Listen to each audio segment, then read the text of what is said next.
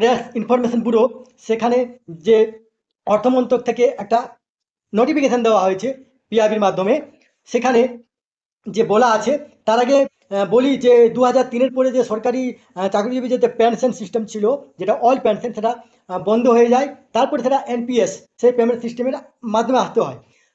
সদ্য ভারত সরকার চাকরিজীবীদের জন্য একটি বড় ঘোষণা করেছেন, যেটাকে ইউনিফাইড পেনশন স্কিম বলা হয়। এই ইউনিফাইড পেনশন স্কিম নিয়েই দেখুন এখানে লিখেছে যে অবসরপ্রাপ্ত কেন্দ্রীয় সরকারের এনপিএস সুবিধাভোগীরা যারা ন্যূনতম 10 বছর কাজ করেছেন, তারা ইউনিফাইড পেনশন স্কিমের আওতায় অতিরিক্ত সুবিধাগুলি দাবি করতে পারবেন।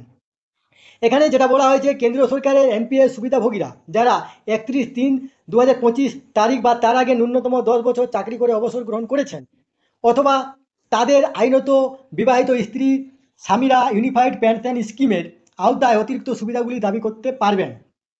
অর্থাৎ যারা আপনার 31/3/2025 তারিখে 10 বছর চাকরি করে, যাদের ক্ষেত্রে ও এনপিএস ছিল, যারা রিটায়ার করেছেন বা তার আগেও রিটায়ার করে 10 বছর চাকরি করেছেন, তারা সরাসরি কিন্তু এই যে যেটা আপনার ইউনিফাইড যে পেনশন স্কিম, সেটাই আসতে পারবেন। তার জন্য আপনাদের কী করতে হবে, এটা হয়তো ফর্ম ডাউনলোড করে জমা করতে হবে, না হয় আপনারা অনলাইনের মাধ্যমেও ফর্ম পূরণ করতে পারবেন। সেখানে সাইট আছে www.npscra.nsdl.co.in, এই লিঙ্কে গিয়েও আপনারা কিন্তু অনলাইনে ফর্মটা ফিল আপ করতে পারবেন। চলতি বছরের 30শে জুন পর্যন্ত এই সুবিধা পাওয়া যাবে।